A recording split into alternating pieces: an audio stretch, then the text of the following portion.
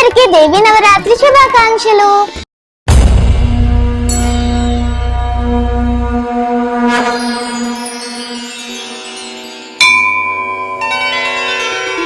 దేశవ్యాప్తంగా నవరాత్రులను చాలా అంగరంగ వైభవంగా జరుపుకుంటున్నారు. సో మన దియో శీర్షిక ఛానల్ కి స్వాగతం, సుస్వాగతం.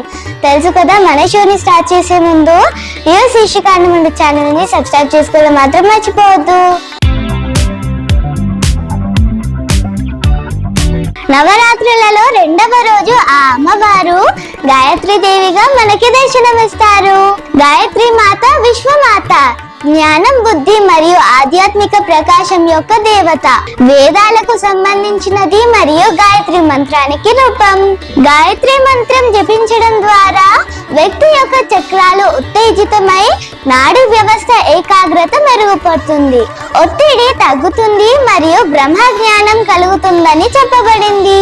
గాయత్రీ దేవిని జ్ఞానం మరియు జ్ఞానోదయం యొక్క దేవతగా భావిస్తారు. ఆమె వేదాలకు సంబంధించిన దేవత. ఆమెను వేదమాత అని కూడా పిలుస్తారు. గాయత్రి మాత విశ్వమాతగా గాయత్రి మంత్రానికి రూపంగా ఉంటుంది. గాయత్రి మాత ఉపాసన చేయడం వల్ల బుద్ధి తేజవంతం అవుతుంది, సకల దురిత ఉపద్రవాలు శాంతిస్తాయని చెప్పబడింది.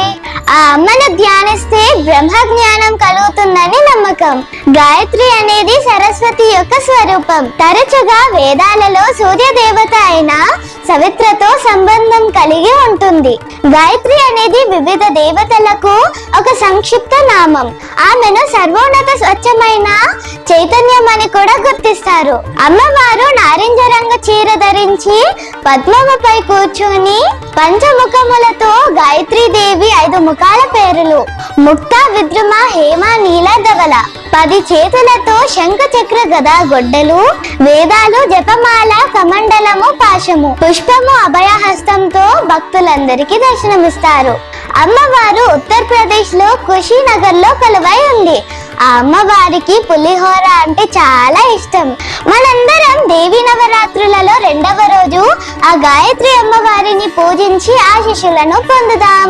మన దియో శీర్షిక ఛానల్ ని సబ్స్క్రైబ్ చేసుకోవడం మాత్రం మర్చిపోవద్దు.